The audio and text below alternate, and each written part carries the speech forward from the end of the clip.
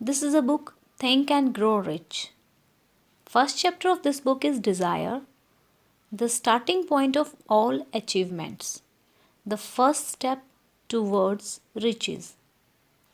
When Edwin C. Barnes climbed down from the freight train in Orange, NJ, more than 30 years ago, he may have resembled a tramp, but his thoughts were those of a king. As he made his way from the railroad tracks to Thomas A. Edison's office, his mind was at work. He saw himself standing in Edison's presence. He heard himself asking Mr. Edison for an opportunity to carry out the one consuming obsession of his life, a burning desire to become the business associate of a great inventor. Barron's desire was not a hope, it was not a wish, it was a keen, pulsating desire which transcended everything else. It was definite. The desire was not new when he approached Edison. It had been Barron's dominating desire for a long time. In the beginning, when the desire first appeared in his mind, it may have been probably was only a wish, but it was no mere wish when he appeared before Edison with it. A few years later, Edwin C. Barnes again stood before Edison in the same office where he first met the inventor. This time his desire had been translated into reality. He was in business with Edison. The dominating dream of his life had become a reality. Today, people who know Barnes envy him because of the break life yielded him. They see him the days of his trump without taking the trouble to investigate the cause of his success. Barnes succeeded because he chose a definite goal, placed all his energy, all his willpower, all his effort, everything back of that goal. He did not become the partner of Edison that day. He arrived. He was content to start in the most menial work as long as it provided an opportunity to take even one step toward his cherished goal. 5 years passed before the chance he had been seeking made its appearance. During all these years, not one ray of hope, not one promise of attainment of his desire had been held out to him. To everyone except himself, he appeared only another cog in the Edison business wheel. But in his own mind, he was the partner of Edison every minute of the time. From the very day that he first went to work there, it is a remarkable illustration of the power of a definite desire. Barnes won his goal because he wanted to be a business associate of Mr. Edison more than he wanted anything else. He created a plan by which to attain that purpose, but he burned all bridges behind him. He stood by his desire until it became the dominating obsession of his life and finally a fact. When he went to Orange, he did not say to himself, I will try to induce Edison to give me a job of some sort. He said, I will see Edison and put him on a notice that I have come to go into business with him. He did not say, I will work there for a few months and if I get no encouragement, I will quit and get a job somewhere else. He did say, I will start anywhere. I will do anything Edison tell me to do. But before I am through, I will be his associate. He did not say, I will keep my eyes open for another opportunity in case I fail to get what I want in the Edison organization. He said, there is but one thing in this world that I am determined to have, and that is a business association with Thomas Edison. I will burn all bridges behind me and stake my entire future on my ability to get what I want. He left himself no possible way of retreat. He had to win or perish. That is all there is to the Baron's story of success. A long while ago, a great warrior faced a situation which made it necessary for him to make a decision which ensured his success on the battlefield. He was about to send his armies against a powerful foe whose men outnumbered his own. He loaded his soldiers into a boat, sailed to the enemy's country, unloaded soldiers and equipment, then gave the order to burn the ships that had carried them.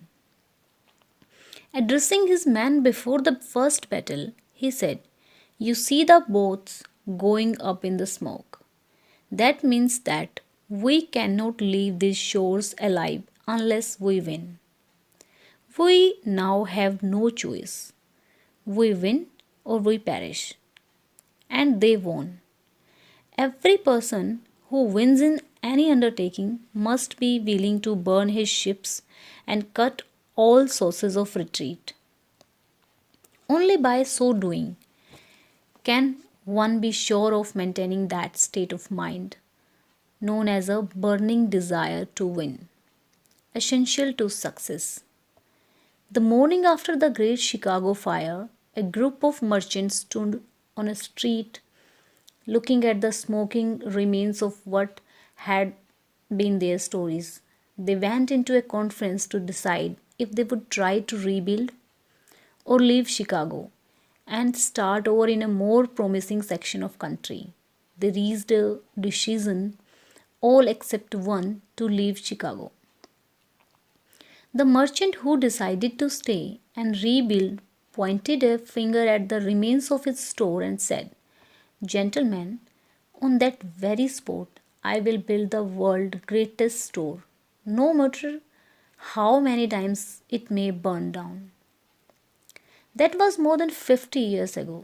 The store was built. It stands there today, a towering monument to the power of that state of mind known as a burning desire. The easy thing for Marshall Field to have done would have been exactly what his fellow merchants did.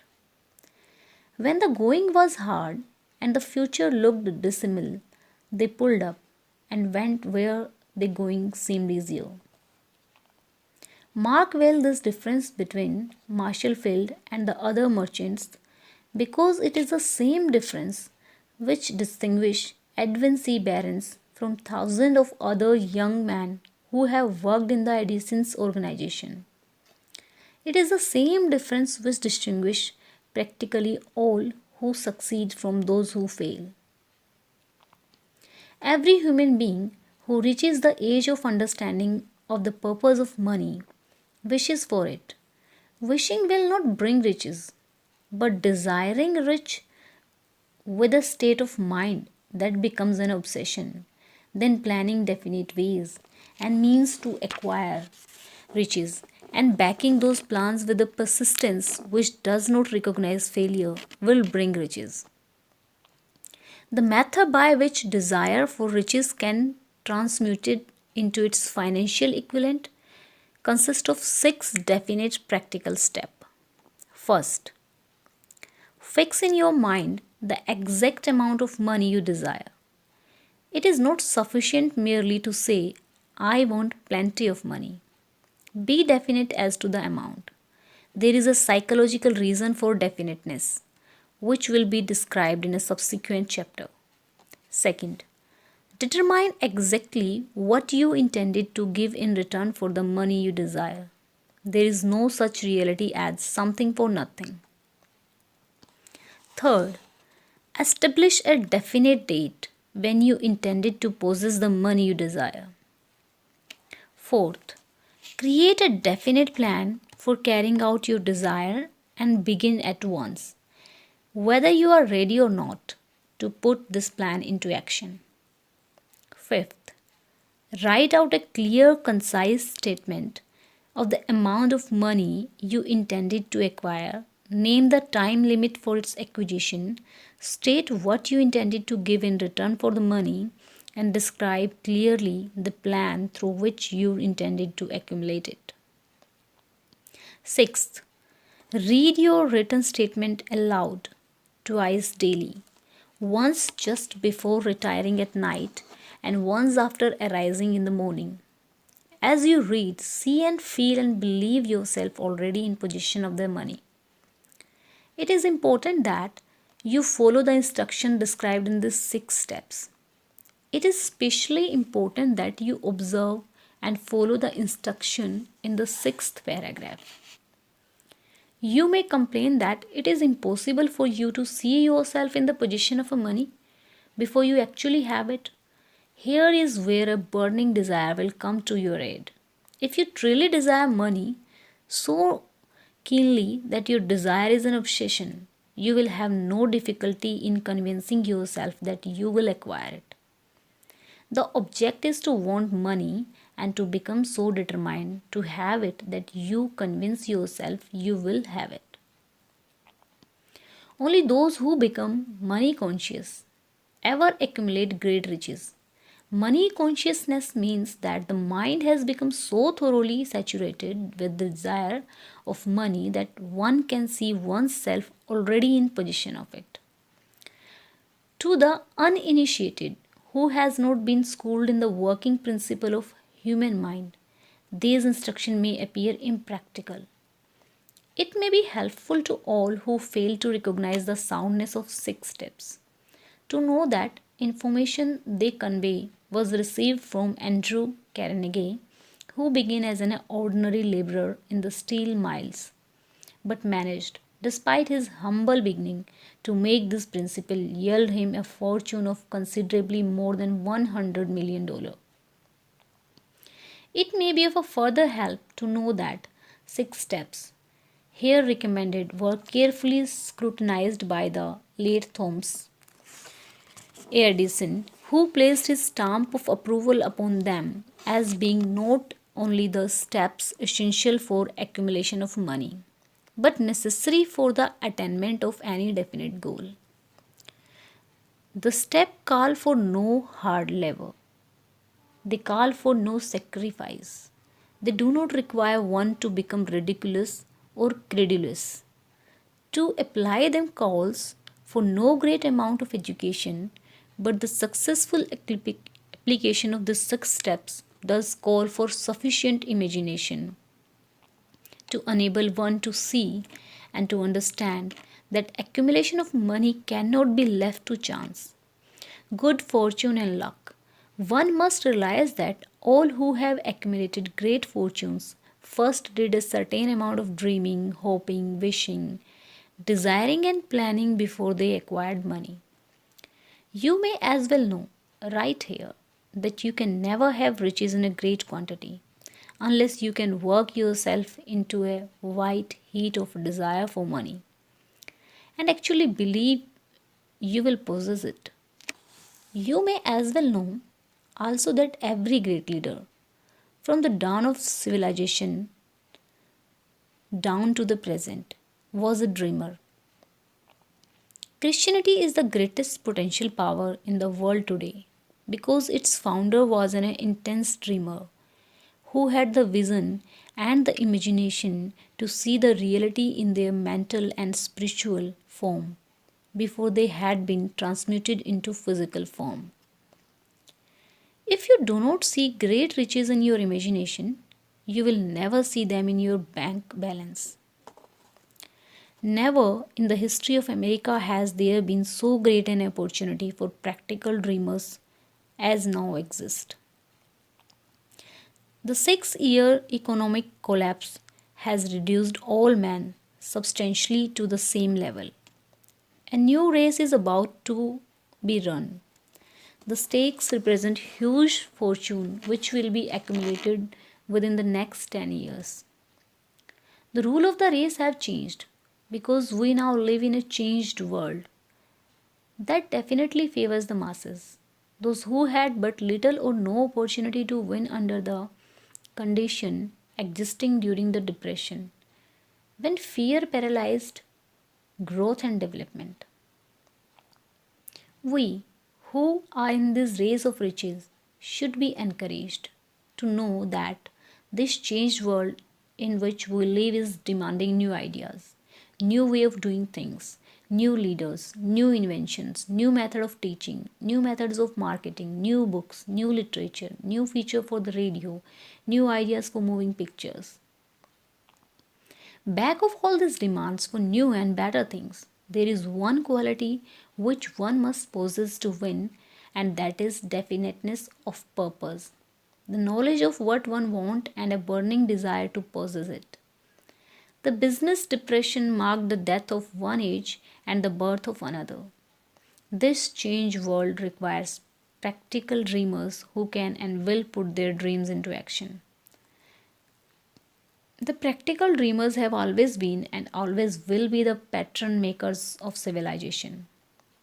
We who desire to accumulate riches should remember the real leader of the world always have been man who harnessed and put into practical use the intangible, unseen forces of unborn opportunity and have converted those forces or impulses of a thought into skyscrapers, cities, factories, airplanes, automobiles, and every form of convenience that makes life more pleasant. Tolerance and an open mind are practical necessities of the dreamer of today. Those who are afraid of new ideas are doomed before they start. Never has there been a time more favorable to the pioneers than the present. True, there is no wild and woolly west to be conquered, as in the days of a covered wagon. But there is a vast business, financial, and industrial world to be remolded and redirected along new and better lines. In planning to acquire your share of the riches, let no one influence you to scorn the dreamer. To win the big stake in this changed world, you must catch the spirit of great pioneers of the past, whose dreams have given to civilization all that it has of value. The spirit which serves as the lifeblood of our own country. Your opportunity and mine to develop and market our talent. Let us not forget, Columbus dreamed of an unknown world, staked his life on the existence of such a world, and discovered it. Copernicus, the great astronomer, dreamed of a multiplicity of worlds and revealed them. No one denounced him as impractical after he had dreamt. Instead, the world worshipped at his shrine, thus proving once more that success requires no apologies. Failure permits no alibis. If the thing you wish to do is the right and you believe in it, go ahead and do it. Put your dream across and never mind what they say if you met with a temporary defeat. For they, perhaps, do not know that every failure brings with it the seed of an equivalent success. Henry Ford, poor and uneducated, dreamed of a horseless carriage, went to work with what tools he possessed, without waiting for an opportunity to favor him, and now evidence of his dream belts the entire earth. He has put more wheels into operation than any man who ever lived because he was not afraid to back his dreams. Thomas Edison dreamed of a lamp that could be operated by electricity. Begin where he stood to put his dream into action despite more than 10,000 failures. He stood by that dream until he made it physical reality. Practical dreamers do not quit. Valen dreamed of a chain of cigar stores, transformed his dream into action, and now the United Cigar Stores occupy the best corner in the America. Lincoln dreamed of a freedom for the black slaves, put his dream into action, and barely missed leaving to see a united North and South translate his dream into reality. The Wright brothers dreamed of a machine that would fly through the air. Now one may see evidence all over the world that they dreamed soundly. Marconi dreamed of a system for harnessing the intangible forces of the ether. Evidences that he did not dream in vain may be found in every wireless and radio in the world. Moreover, Marconi's dream brought the humblest cabin and the most stately manor house side by side. It made the people of every nation on the earth backdoor neighbors. It gave the President of the United States a medium by which he may talk to all the people of America at one time and on short notice. It may interest you to know that Marconi's friend had him taken into custody and examined in a psychopathic hospital when he announced he had discovered a principle through which he could send messages through the air without the aid of wires or other direct physical means of communication. The dreamers of today fare better.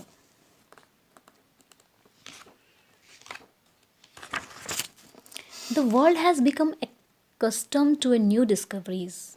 Nay, it has shown a willingness to reward the dreamers who gave a world new idea.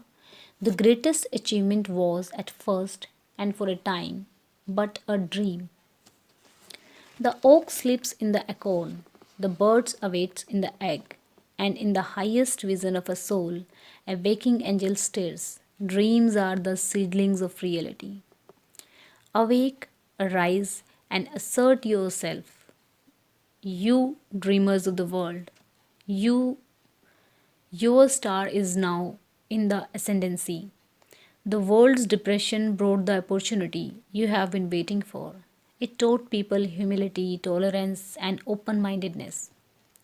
The world is filled with an abundance of opportunity which the dreamers of the past never knew. A burning desire to be and to do is the starting point from which the dreamer must take off. Dreamers are not born of indifference, laziness, or lack of ambition. The world no longer scoffs at the dreamer, nor calls him impractical. If you think it does, take a trip to Tennessee and witnesses what a dreamer president has done in the way of harnessing and using the great water power of America. A score of years ago, such a dream would have seemed like madness. You have been disappointed. You have undergone defeat during the depression. You have felt the great hurt within you, crushed until it bled. Take courage for these experiences. Have tempered the spiritual metal of which you are made. They are assets of incomparable value. Remember too that all who succeed in life get off to a bad start and pass through many heartbreaking struggles before they arrive. The turning point in the lives of those who succeeded usually come at the moment of some crisis, through which they are introduced to their other selves. John Bunyan wrote The Pilgrim's Progress, which is among the finest of all English literature, after he had been confined in the prison and sorely punished because of his view on the subject of religion. O. Henry discovered the genius which slept within his brain after he had met with the great misfortune and was confined in a prison cell in Columbus, Ohio, being forced through misfortune to become acquainted with his other self and to use his imagination. He discovered himself to be a great author instead of a miserable criminal and outcast. Strange and varied are the way of life, and stranger still are the way of infinite knowledge, intelligence, through which men are sometimes forced to undergo all sorts of punishment before discovering their own brains, their own capacity to create useful idea through imaginations.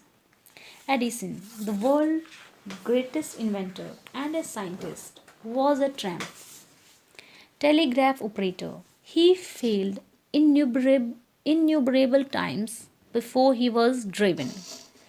Finally, to the discovery of the genius which slept within his dream. Charles Dickens began by pasting labels on the blackening spots.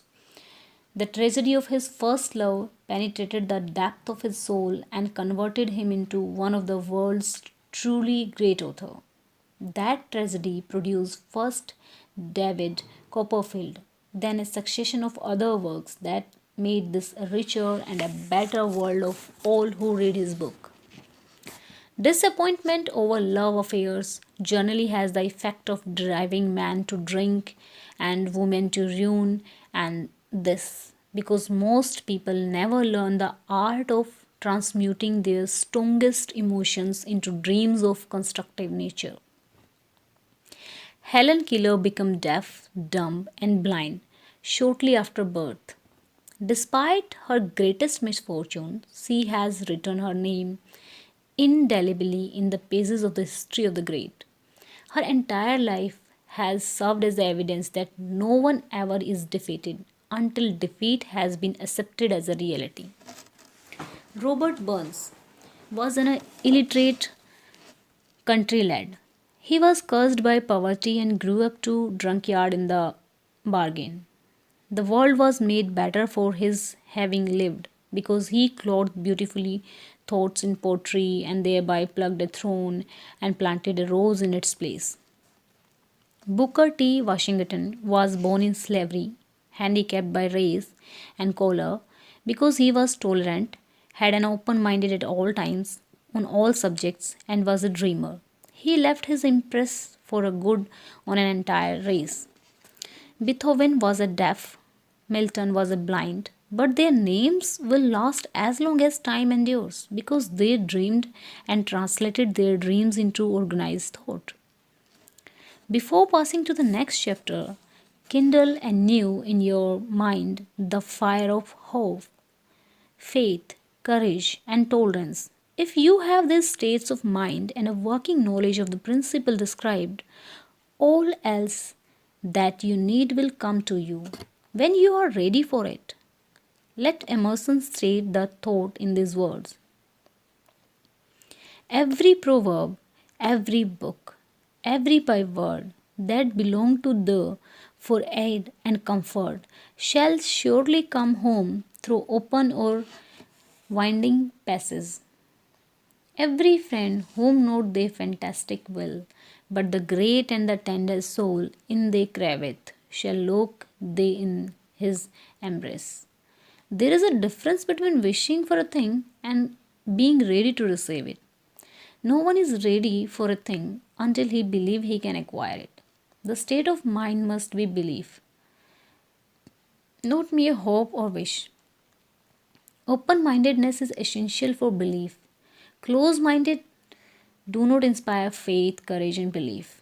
Remember, no more effort is required to aim high in life, to demand abundance and prosperity than is required to accept misery and poverty.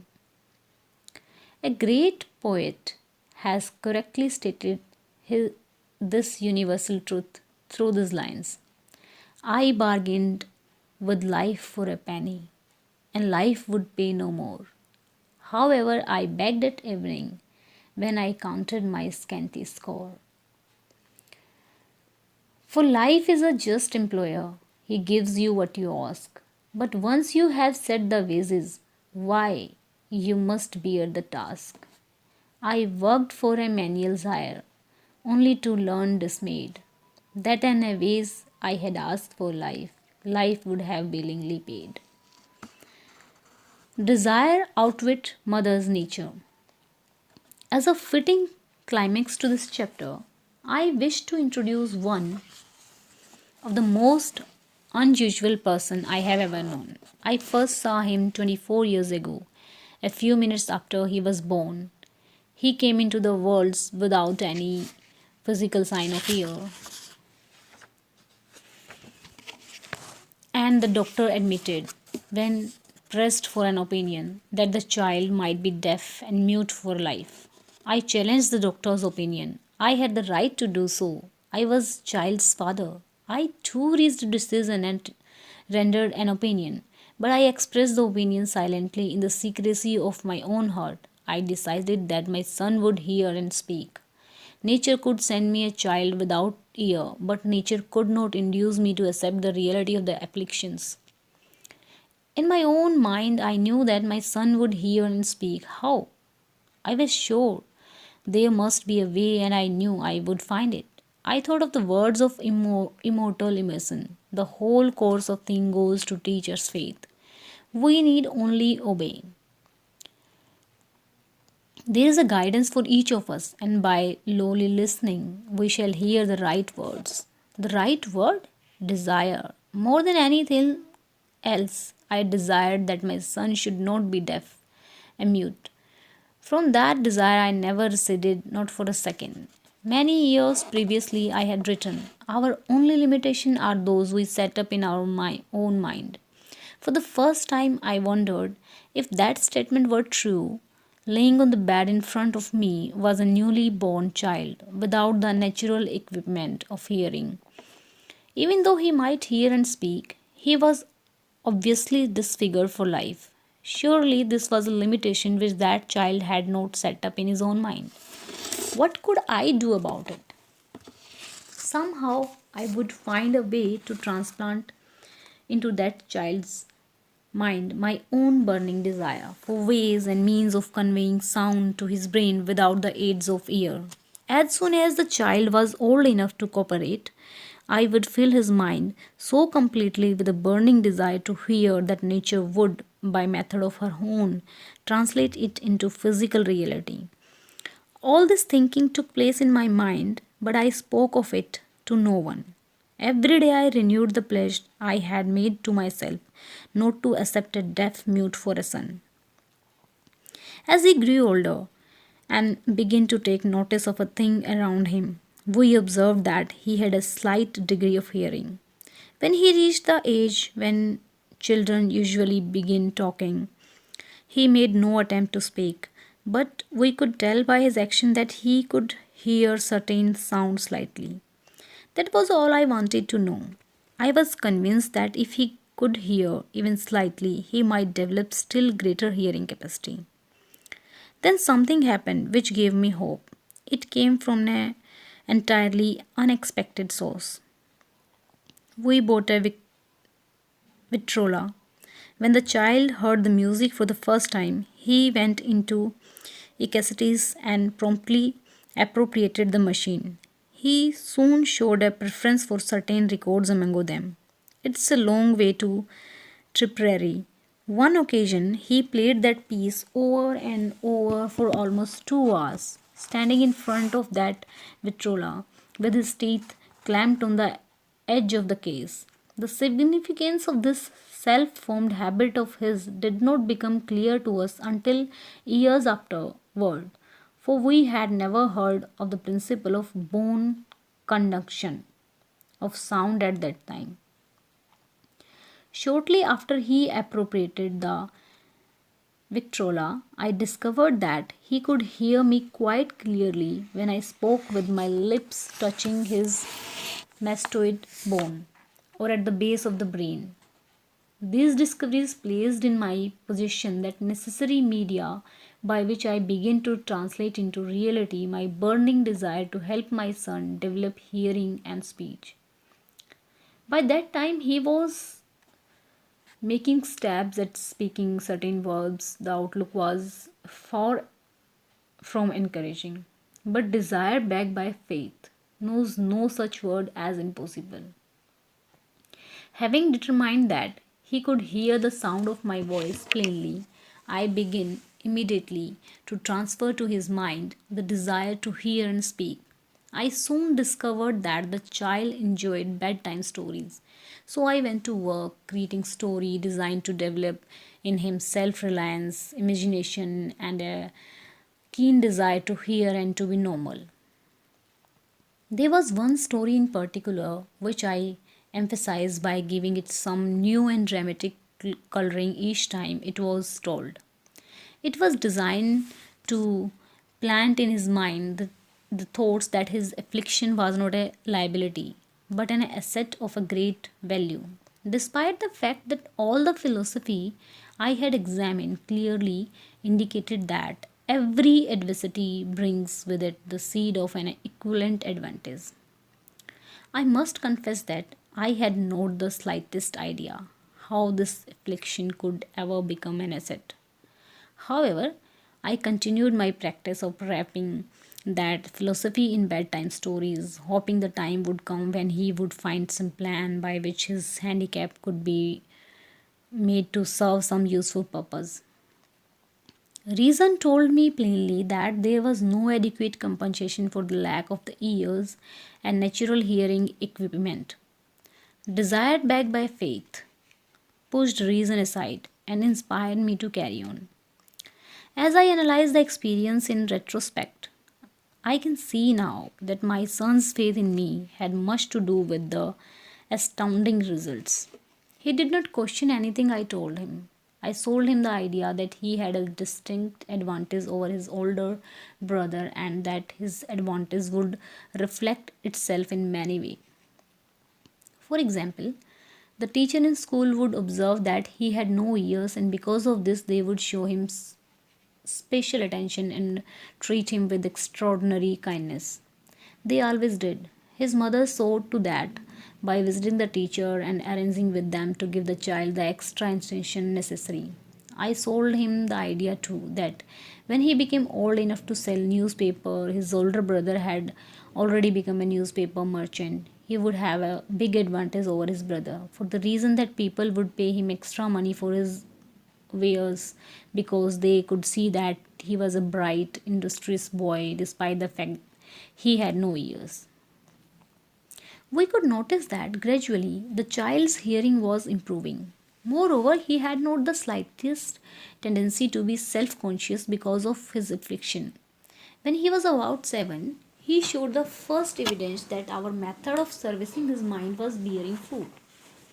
For several months, he begged for the privilege of selling newspapers. But his mother would not give her consent. She was afraid that his deafness made it unsafe for him to go onto the street alone. Finally, he took matters in his own hand. One afternoon, when he was left at home with a servant, he climbed through the kitchen window, shined to the ground, and set out on his own. He borrowed 6 cents in the capital from the neighborhood shoemaker, invested it in papers, sold out, reinvested, and kept repeating until late in the evening. After balancing his account and paying back the 6 cents he had borrowed from his banker, he had a net profit of 42 cents. When we got home that night, we found him in bed asleep, with money tightly clenched in his hand. His mother opened his hand, removed the coins, and cried, of all things. Crying over her son's first victory seemed so inappropriate. My reaction was reverse. I laughed heartily, for I knew that my endeavor to plant in the child's mind an attitude of faith in himself had been successful. His mother saw in his first business venture a little deaf boy who had gone out in the street and risked his life to earn money. I saw a brave, ambitious, self reliant little businessman whose stock in himself had been increased 100% because he had gone into a business on his own initiative and had won. The transactions pleased me because I knew that he had given evidence of a trait of resourcefulness that would go with him all through life. Later event proved this to be true. When his older brother wanted something, he would lie down on the floor, kick his feet in the air, cry for it, and get it. When the little deaf boy wanted something, he would plan a way to earn the money, then buy it for himself. He still follows that plan. Truly, my own son has taught me that handicaps can be converted into stepping stones on which one may climb towards some worthy goals, unless they are accepted to as obstacles and used as alibis. The little deaf boy went through the grades, high schools, college without being able to hear his teachers, excepting when they shouted loudly at close range.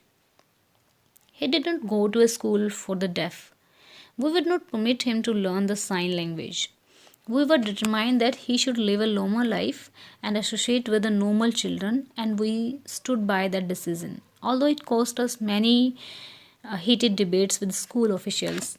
While he was in high school, he tried an electric hearing aid, but it was of no value to him, due, we believe, to a condition that was disclosed when the child was 6 by Dr. J.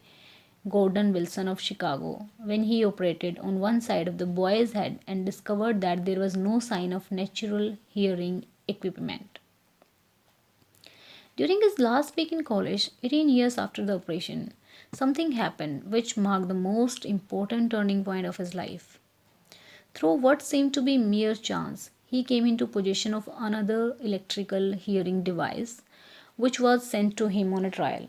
He was slowly about testing it due to his disappointment with the similar device.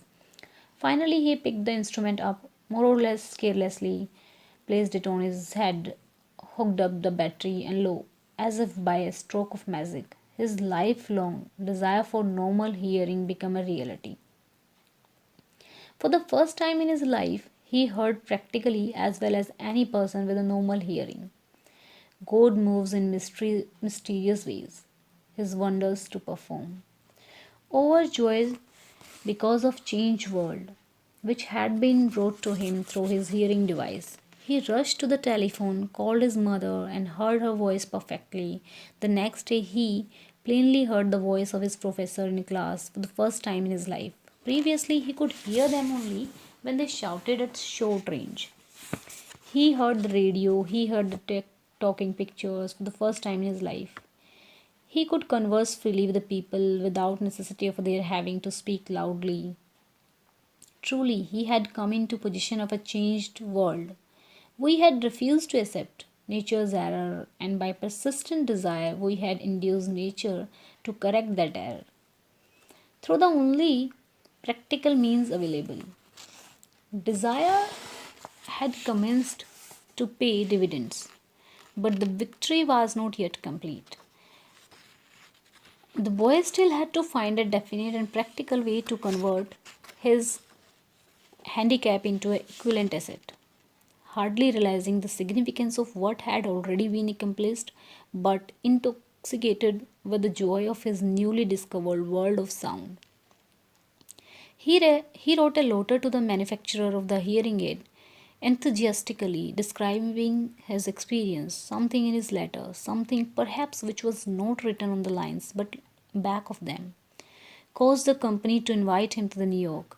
When he arrived, he was escorted through the factory while talking with the chief engineer, telling him about his changed world, a hunch, an idea, an inspiration, call it what you wish, flashed into his mind. It was the impulse of thought which converted his affliction into an asset, destined to pay dividends in both money and happiness to thousands for all time to come. The sum and substance of that impulse of thought was this: it occurred to him that he might be of a help to the millions of the deafened people who go through life without the benefit of hearing devices. If he could find a way to tell them the story of his changed world, then and there he reached a decision to devote the remainder of his life to rendering useful service to the hard of hearing. For an entire month, he carried on an intensive research, during which he analyzed the entire marketing system of the manufacturer of the hearing device and created ways and means of communicating with the hard of hearing and all over the world for the purpose of sharing with them his newly discovered, changed world. When this was done, he put in writing a 2 year plan based upon his findings. When he presented the plan to the company, he was instantly given a position for the purpose of carrying out his ambitions.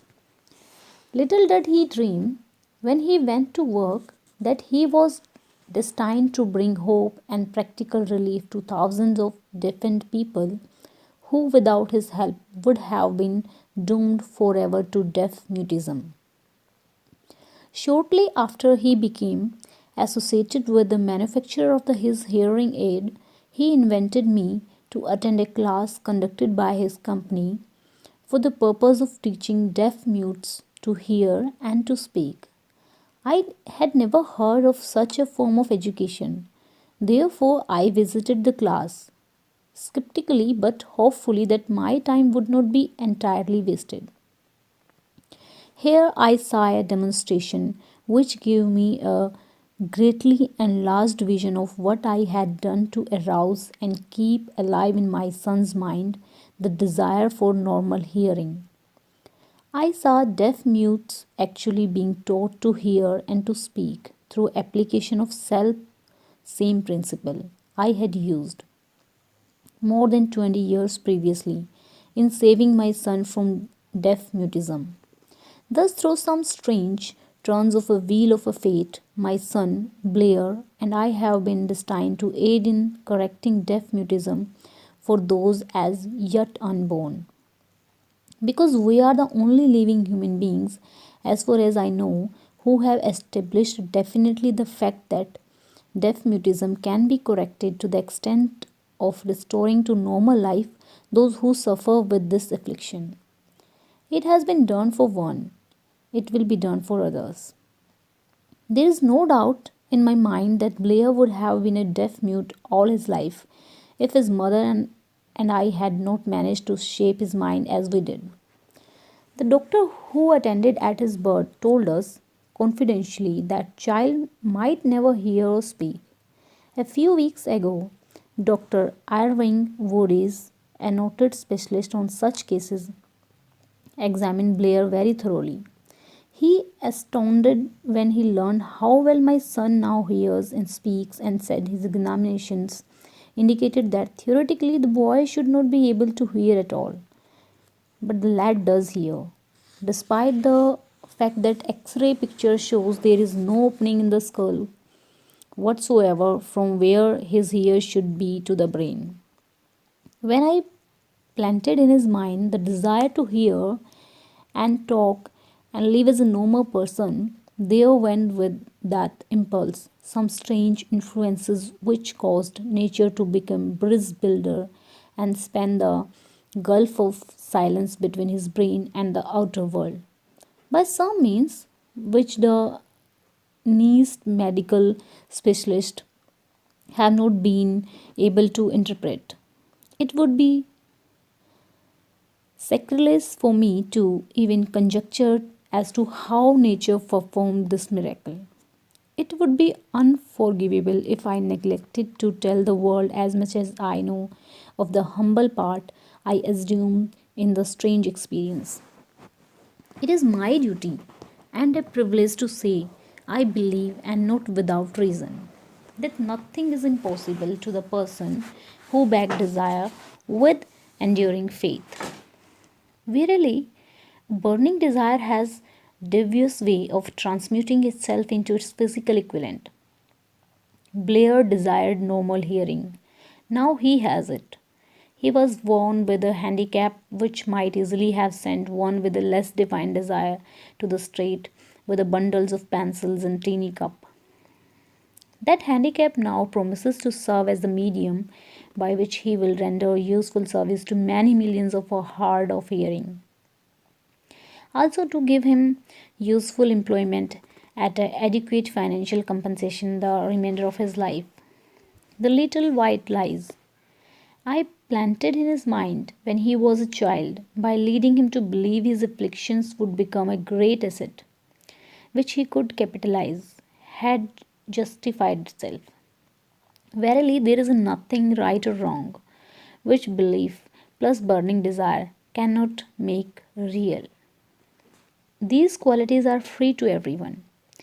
In all experiences in dealing with man and woman who had personal problems, I never handled a single case which more definitely demonstrated the power of desire.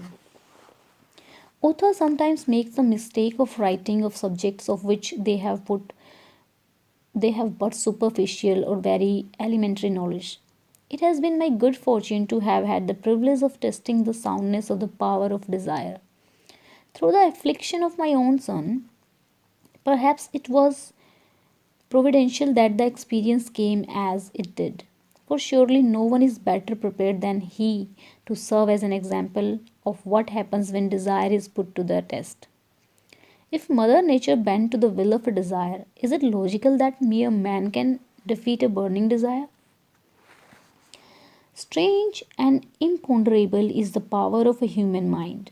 We do not understand the method by which it uses every circumstances, every individual, every physical thing within which it reaches, as a means of transmuting desire into its physical counterpart. Perhaps science will uncover this secret. I planted in my son's mind the desire to hear and to speak as any normal person hears and speaks. That desire has now become a reality. I planted in his mind the desire to convert his greatest handicap into his greatest asset. The desire has been realized. The modus operandi by which this astounding result was achieved is not hard to describe.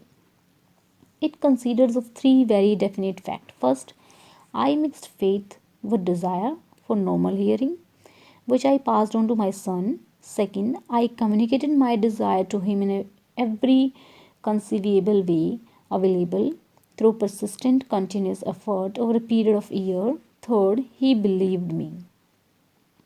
As this chapter was being completed, news came of the death of Mem.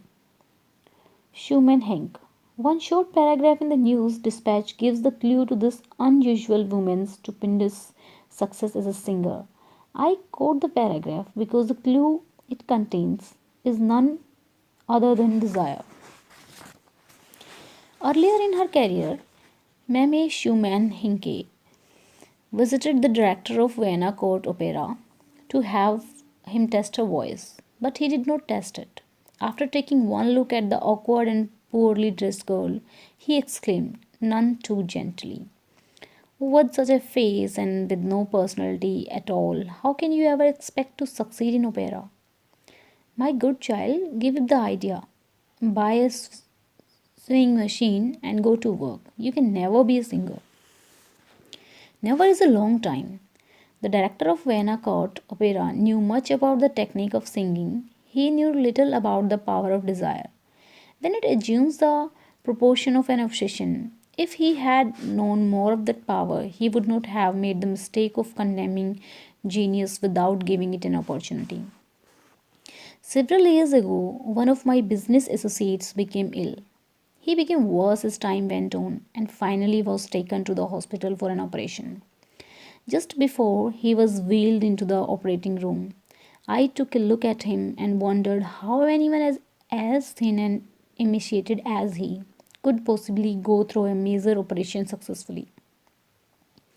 The doctor warned me that there was little, if any, chance of my ever seeing him alive again. But that was the doctor's opinion. It was not the opinion of the patient. Just before he was wheeled away, he whispered feebly, do not be disturbed, Chief. I will be out of here in a few days. The attending nurse looked at me with a pity, but the patient did come through safely. After it was all over, his physician said nothing but his own desire to live saved him. He never would have pulled through if he had not refused to accept the possibility of a death. I believe in the power of a desire backed by faith because I have seen this power lift man from lowly beginning to places of power and wealth. I have seen it rob the grave of its victim. I have seen it serves as a medium by which man staged a comeback after having been defeated in 100 different ways. I have seen it provide my own son with a normal, happy, successful life, despite nature's having sent him into the world without ears. How can one harness and use the power of desire? This has been answered through this and subsequent chapters of this book. This message is going out to the world at the end of the longest and perhaps the most devastating depression America has ever known. It is reasonable to presume that the message may come to the attention of many who have been wounded by the depression, those who have lost their fortunes, others have lost their positions, and great numbers who must reorganize their plans and stage a comeback. To all this, I wish to convey the thought that all achievements, no matter what may be its nature or its purpose, must begin with an intense, burning desire for something definite. Through some strange and powerful principle of mental chemistry, which she has never divulged, nature wraps up in the impulse of strong desire, with something which recognizes no such word as impossible and accept no such reality as a failure.